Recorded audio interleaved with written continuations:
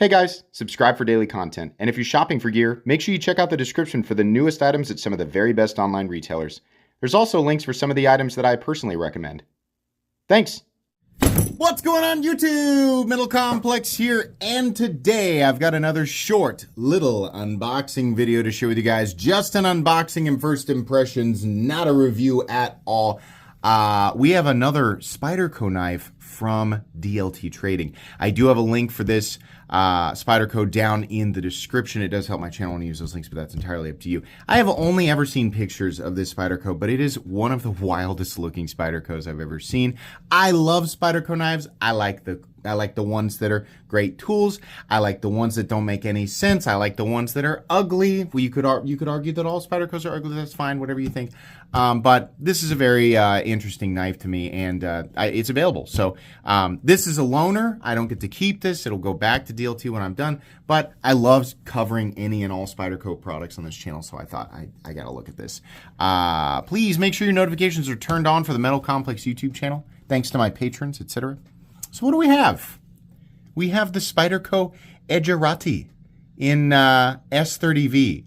Now, does the AL does that stand for aluminum? Is that what this is? I mean, it would have to be, because I can tell you, if this were titanium, the price tag, and I mean, you guys are going to go look at the price tag and you're going to go, oh my God, the price is right. And I agree with you. It's a high price tag, but it ain't Thai. If it was Thai, it'd be way higher, way, way, way higher. Look at this. This is a lot bigger than I thought it was going to be.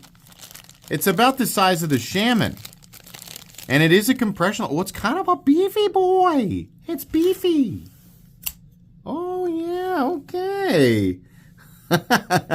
It's like if you put the PM2 blade on... this is bizarre. It's so light, but it's so bulky. Like, look, here we go. Shaman. Spyderco Shaman. And the Spyderco PM2. Right?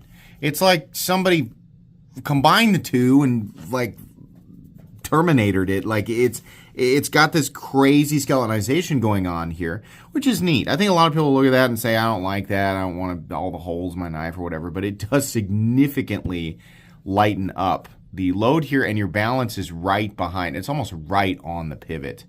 So we have a blade stock thickness that is, I think, exactly the same as the Shaman. So like 140, it's like 140, I believe. Your tip tapers off significantly faster versus the Shaman.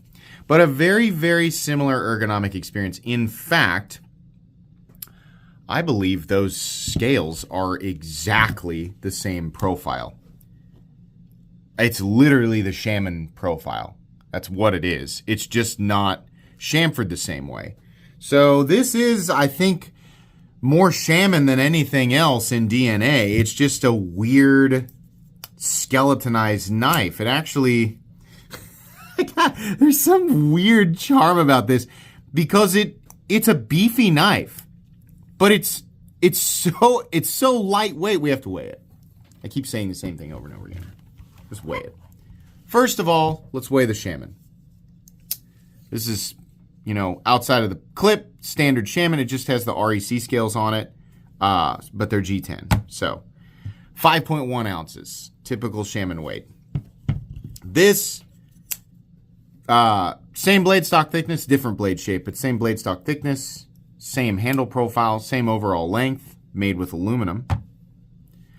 3.4 ounces is wild, because let's measure the blade. I mean, overall length of this guy is probably going to come in at 8 1/4. Yes, exactly. Your blade length is 3.65, and your cutting edge is 3 1/8. So you have 3.65 inches of blade for 3.4 ounces of weight, making this a full-size knife with very, very good ratios. The skeletonizing of the aluminum scales is not going to reduce durability in any way that would translate to general utility, right? So it's a reduction of weight and better balance while maintaining essentially all of the strength. I mean, it's the compression lock here that is creating the strength and reliability of the locking system. I can see an argument. There's one area on this knife where I'm a little like, I don't know if they should have skeletonized that part, and I bet you guys can see it. Number one, you could say, oh, well, the detent ball is technically exposed, right? For me, it's the detent ball path on the blade. This area is now fully exposed to debris. And yes, generally, like with pocket knives, like debris does get on that detent ball path, right? Like that just happens. Pocket lint and stuff, like getting in there. But now it is completely exposed. Anything that slips through this window here, right? So I feel like they probably should have closed this area off and skeletonized the rest of it. I think that would have made more sense.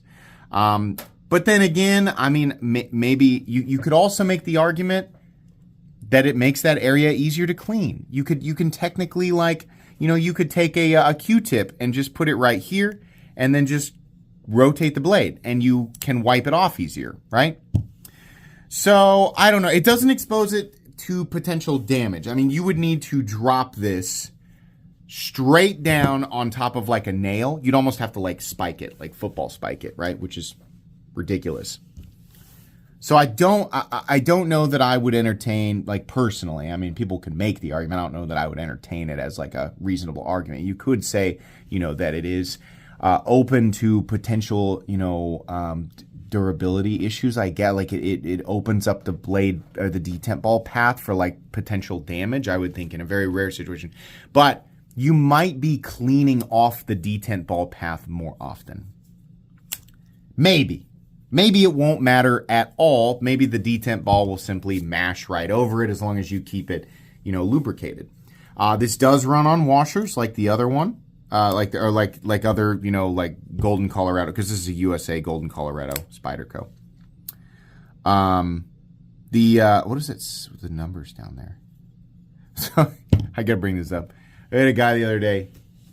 It was like, it's false advertising to say made in the USA because MagnaCuts or MagnaMax or whatever is not made, here or whatever. So there's specific definitions in the law of like what constitutes a USA made product. I'm going to tell you why. It's the same argument I made there, and I'm going to make it here as well. A steel not being made in the United States, but being sent over in like stock, like bar stock or whatever, and then that US company has to then turn that product into a blade, and it's done in the United States, right? That's still being made in the USA. And if you want to argue with me, I can understand wanting to argue. The argument that was brought up there in that conversation was that the only truly USA manufactured steels anymore are steels like CTS BD1N and a few others from Carpenter. The argument that I made there is that the chromium in CTS BD1N is largely, and this is a fact, it's largely mined and refined in Africa, I believe South Africa. So, by that logic, you can't even say that steel is truly made in the USA because the chromium is not refined here. And that, ladies and gentlemen, is why I think that argument is stupid. This is the same case for like anything. I mean, like by that logic, there is no truly USA made knife or USA made anything. So those arguments, from my perspective, are dismissed. It's what I said to that gentleman. I said, you are hyper-focusing on this for no benefit to anyone. You're just wanting to state that, you're creating a contradiction for contradiction's sake, and a nonsense away with you. So, yeah, even if steels like S30V in the future are not made in the United States, can Spyderco claim made in the USA if they take all of the things Now, we're not talking about assembly. We're not talking about what Cobra Tech does, which is take fully machined parts and screw them together in the USA. No, that's assembled in the USA. Made would be taking materials, even if they've been processed somewhere else, taking them and turning them into a completely different object, right? Heat treating, grinding, all of that stuff. A lot of times they do actually manufacture these parts, right? Made in the USA, manufactured in the USA. Yeah, in this case, yeah. I'm going to say made in the USA. It's what I'm going to say here, right? And you can split hairs all day. And I'm just going to keep on. I'm going to keep on walking down. And I'm going to get in my choo-choo train. And we're going to keep on going right down my path where I say, nope, it's made in the USA. Move out of get off the railroad. Take your wiffle bat and get off the railroad tracks. That's a dumb place to be. Yeah, so that's where I'm at on that. But anyways, whoa, we open up that can of worms. That's my favorite thing to do. My favorite thing to do. And then I love to wait months and months and months and go look back at that video and look all of the arguments and look what changed. Nothing. Absolutely nothing changed. Congratulations. I love doing that. What a jerk! Metal Complex is a jerk! Anyways, the Edgerati is pretty cool. I think that this is a neat knife. I think that some people will have a few concerns. I will do a full review on this knife. Not today, though. Just the unboxing and first impressions. I'll have it linked down in the description, though, so that you guys can check it out. Please make sure to follow me on Instagram at metal_complex. If you enjoyed this video, leave a like. If you'd like to check out my other content, I do, of course, have lots of videos of knives that are either expensive or inexpensive that I do or don't like, so check those out. And if you enjoy all my content, go ahead and click on that Metal Complex logo right there and subscribe because there's definitely more coming. Thanks again for watching, everybody, and have a great day.